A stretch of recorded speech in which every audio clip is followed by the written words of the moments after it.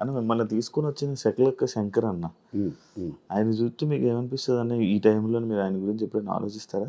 అంటే కొద్దిగా బాధపడ్డా. అతని వల్ల నేను ఇంత పేరు వచ్చింది, ఏదో అతని పుణ్యమాని ఈరోజు ఈ నవ్వుల ప్రపంచంలో నాకంటూ నా ఫ్యామిలీకంటూ బోల్డ్ అంత ఆనందం కలిగింది. బట్ అతను ఎక్కడో ఏమైందో తెలియదు కానీ ఈరోజు అతని స్థితి ఇది కాదు. చాలా పెద్ద పొజిషన్లో ఉండాల్సినవాడు. నేను ఆయన దగ్గర టీంలో ఉన్నప్పుడే నన్నే అడిగారు చాలామంది కాలేజీ వాళ్ళు, అప్పారావు గారు చెప్పండి మీ టీం లీడర్కి మేము 50,000 ఇస్తాం, ఫ్లైట్ ఇస్తాం, స్టార్ హోటల్ ఇస్తాం, మా శ్రీకాకుళంలోనూ కాలేజీకి రమ్మానండి. ఏమీ లేదు, ఒక హాయ్ చెప్పి బాయ్ చెప్పి కొద్దిసేపు ఉండి ఆ డబ్బులు పట్టుకెళ్ళిపోమను. వెళ్ళి అబ్బాయి వద్దు బాబాయ్ మనదంతా సినిమా, జబర్దస్త్ అయిపోయిందో సినిమా ఏమంది అంటాడు. అలా చేస్తుంటే ఈ రోజున బోల్డ్ డబ్బులు ఈవెంట్ల వల్లే సంపాదించేవాడు. అంటే సినిమాలు నమ్ముకుని అలాగ అయిపోయాడా? సినిమాని నమ్ముకోను కాదు కానీ సినిమా మేము ఎన్ని సినిమాలు శివ, బెంగాల్ టైగర్స్, తర్వాత ఏమో నాయక్ అనే సినిమా రామ్ చరణ్ గారు, ఇక్కడ ఒక స్కిట్ చేసుకొని మొత్తం టీం అంతా అతని కారులో వెళ్ళిపోయేవాళ్ళం. అక్కడ షూటింగ్లు అంటే ఫస్ట్ స్కిట్ అయిపోతే మళ్ళీ ఆరో స్కిట్ వచ్చేటప్పుడు చాలా టైం పడుతుంది. అవును కదా. అక్కడికి వెళ్ళి అక్కడ ఒక పక్క షూటింగ్ అయితే మిగతా మేము ప్రాక్టీస్ చేసి అతను మళ్ళీ గ్యాప్లో వస్తే మళ్ళీ అతనితో మాట్లాడుకొని అది అయిపోయిన వెంటనే అక్కడ ప్యాకప్ చెప్తే మళ్ళీ ఇక్కడికి వచ్చి సెకండ్ స్కిట్కి ఎక్కేవాళ్ళం. మళ్ళీ జడ్జిమెంట్ టైంకి వచ్చేసేవాళ్ళం. సెకండ్ స్కిట్ అలా బెంగాల్ టైగర్స్ అక్కడే తీసుకెళ్ళిపోయేవాడు.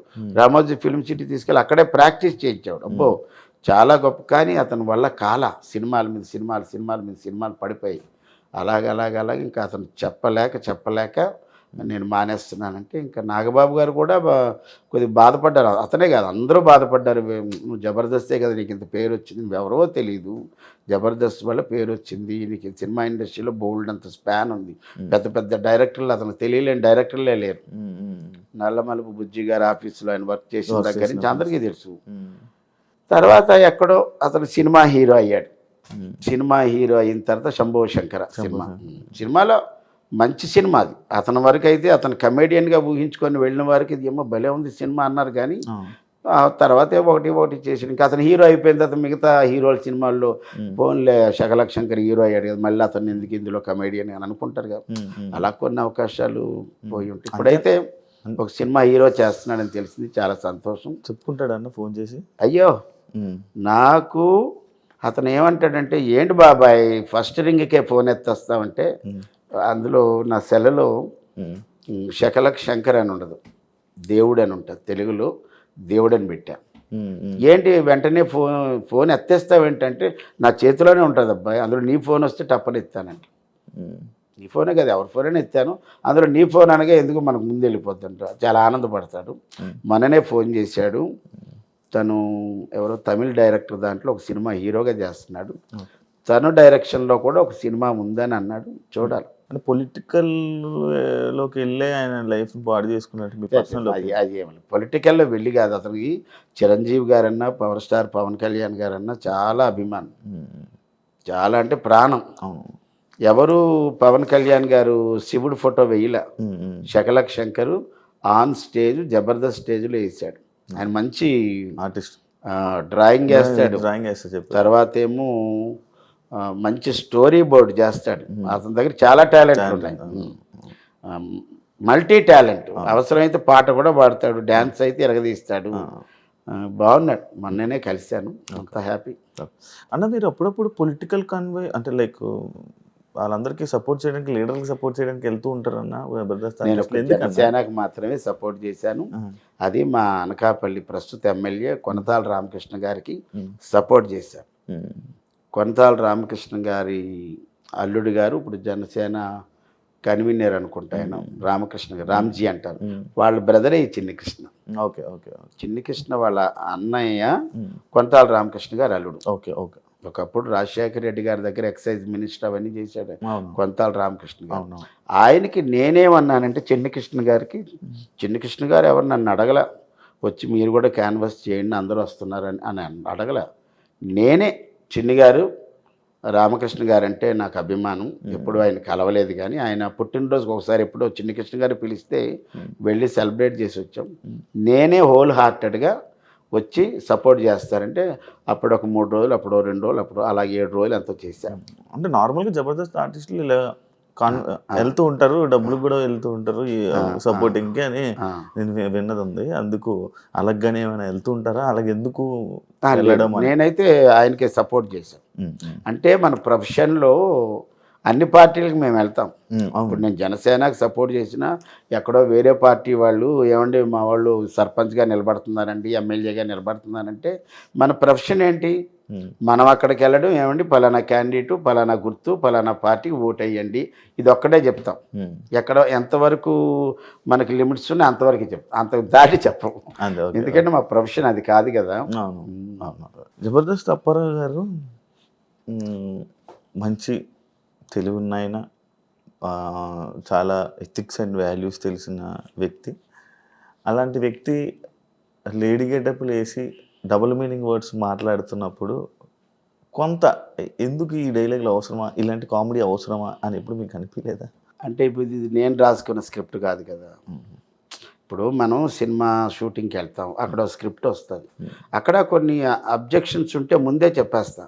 ఏమండి ఇది మనకి సెన్సార్లు ఇబ్బంది పడుతుంది, ఇప్పుడు నేను ఎంతో కష్టపడి చెప్పేస్తా, దాని గురించి మీరు చెప్పమన్నా కన్నా బాగా చెప్తా, కానీ ఇది సెన్సార్లు ఇబ్బంది అవుతుంది చూసుకోండి, సేఫ్టీగా ఇంకో డైలాగ్ ఏదైనా చెప్పిస్తా అని అలా కొన్ని చెప్తాం. కొన్ని ఇంకా కిందకి చెప్పాలంటే మనం ఏం చేసేది ఏం లేదు, కొన్ని చేయను కొన్ని చేస్తాం, తప్పదు. ఇంకా ఆ ప్రొఫెషన్లో మనం అది ఏదైనా ఉంటే వాళ్ళు చూసుకుంటారు. అంటే లైక్ నేను ఒక స్కిట్ చూసాను అనమాట, నిన్ననే నేను చూసాను, కొంచెం నవ్వుకున్నాను. అది మీ ముగ్గురు ఉంటారు, లైక్ బుల్లెట్ భాస్కర్, మీరు, వర్ష, అదే అదే ఫైమా, అదే పచ్చళ్ళ పాపాయం. ఇది యాక్చువల్లీ సీక్వెల్. ఇంతకుముందు బుల్లెట్ భాస్కర్ టీంలో ఒక్క కూతురే వాంతులు చేసుకుంటారు, ఇక్కడ ముగ్గురు కూతుర్లు వాంతులు చేసుకుంటారు. ట్విస్ట్ ఏంటంటే తల్లి కూడా అది నా కంబ్యాక్కి ఓ పెద్ద ప్లాట్ఫామ్. ఆ రోజు నాగబాబు గారు ఉండడం, ఆల్ టీమ్ లీడర్స్, పాత టీమ్ లీడర్లు చమక్ చంద్ర గారు, వేణు గారు, ధనరాజు గారు, అవినాష్, వెళ్ళిపోయిన వాళ్ళందరినీ పిలిచారు. పైగా నాగబాబు గారు ఉన్నారు. యాక్చువల్ ఆ స్కిట్కి లూప్ ఇచ్చింది నాగబాబు గారి. ఒక పాట ఇది మల్లెల వేలయ్య, ఆ పాట మీద ఏదైనా చేయండి రా బాగున్నదంటే, ఇక బుల్లెట్ భాస్కర్ ఏంటంటే ఒక క్రియేటివ్, అతను క్రియేటర్, మంచి క్రియేటర్, స్క్రిప్ట్ని బాగా డ్రైవ్ చేస్తాడు. అతని చేతిలో పడిన తర్వాత అప్పుడే అది చాలా పెద్ద హిట్.